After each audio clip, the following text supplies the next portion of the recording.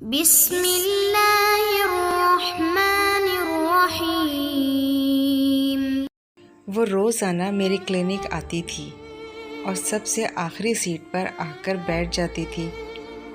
اس دوران وہ اپنی باری کا انتظار کرتی رہتی۔ وہ یہاں آنے والی عورتوں سے ان کی بیماری کے بارے میں سوال جواب کرتی اور ان کی بیماریوں کے متعلق غور سے سنتی۔ اس دوران وہ کھسکتی ہوئی دوبارہ آخری سیٹ پر پہنچ جاتی۔ اس کی عمر 35 یا 40 سال کے لگ بھگ ہوگی۔ کپڑے قیمتی اور صاف ستھرے پہنتی تھی۔ میں ملک کا مشہور ڈاکٹر رحمان شاہ ہوں۔ دن میں سرکاری ہسپتال میں فرائض انجام دیتا ہوں اور شام کو اپنے پرائیویٹ کلینک پر رات دیر تک بیٹھتا ہوں۔ میری پریکٹس خوب چلتی ہے۔ لوگوں کا کہنا ہے کہ اللہ پاک نے میرے ہاتھ میں شفا رکھی ہوئی ہے اور میری معائنہ فیس عام آدمی کی پہنچ سے دور ہے، کیونکہ میرے گھر انتظار کرنے والا کوئی نہیں ہے۔ اسی لیے میں زیادہ وقت اپنے کلینک پر ہی گزارتا ہوں۔ میری بیوی 2 سال پہلے اللہ کو پیاری ہو چکی ہے اور اپنی 2 بیٹیوں کی شادی کر چکا ہوں۔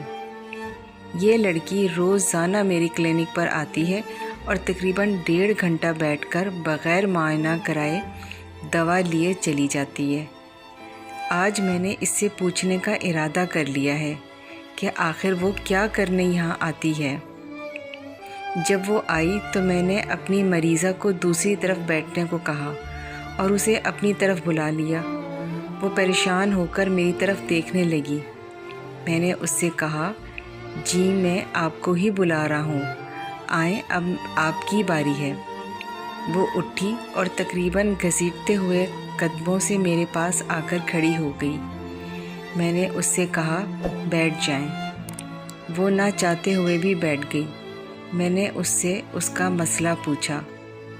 اس نے گلا صاف کیا اور دھیمے لہجے میں بولی، ڈاکٹر جی آپ بہت بڑے ڈاکٹر ہیں، میں غریب عورت آپ کی فیس ادا نہیں کر سکتی اور میں اپنا یہاں علاج کرانے نہیں آئی۔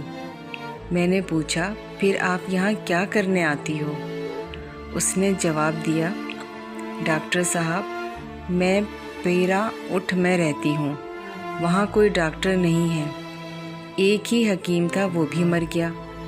پچھلے دنوں بستی میں ہیضہ کی وبا پھوٹ پڑی، کہیں ماؤں کی گود اجڑ گئی، کیونکہ ہمارے علاقے میں کوئی ڈاکٹر نہیں۔ اس بیماری کی وجہ سے میری شانو بھی مر گئی۔ اور پھر وہ رونے لگی۔ مجھے لگا کہ وہ بستی کے لوگوں کے علاج کے لیے اصرار کرے گی، مگر میرے پاس نہ تو وقت تھا اور نہ ہی جذبہ۔ میں کیسے اپنا چلتا ہوا کلینک چھوڑ کر اس کے ساتھ اس کی بستی کے لوگوں کا علاج کرنے چلا جاتا؟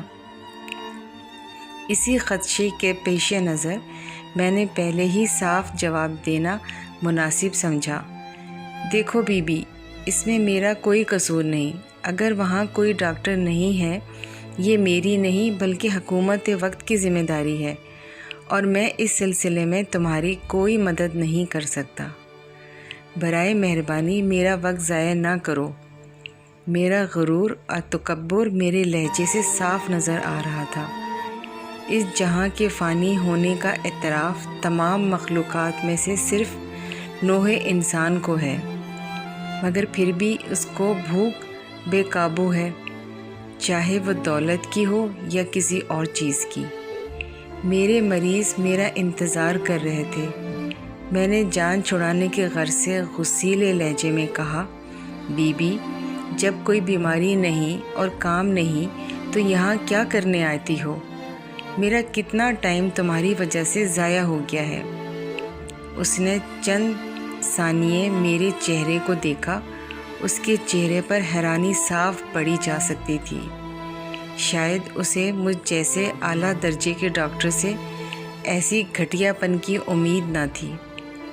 وہ گویا بولی، ڈاکٹر جی آپ کے پاس جو مریض آئے ہیں میں ان سے باتوں باتوں میں ان کی بیماری کے متعلق پوچھتی ہوں، جو دوائی آپ ان کو تجویز کرتے ہیں اس کا نام بھی پوچھ لیتی ہوں۔ اس طرح روز 1-2 مریض سے میری بات ہو جاتی ہے۔ گھر جا کر میں بیماری اور دوائی کا نام کاپی میں لکھ لیتی ہوں۔ پوری 5 جماعتیں پاس ہوں، پھر اگر بستی میں کوئی بیمار ہو جاتا ہے تو میں بیماری کے حساب سے اس کی بتائی ہوئی دوائی انہیں لا کر دیتی ہوں۔ میری شانوں تو مر گئی، مگر میں کسی اور کی شانوں کو نہیں مرنے دوں گی۔ یہ کہہ کر وہ کلینک سے چلی گئی، مگر میری اعلیٰ تعلیم اس کی 5 جماعتوں کے سامنے بے وقت ہو گئی۔ اس لڑکی کی اس بات نے میری بھوک ہی مار دی، میری ساری بھوک مر گئی۔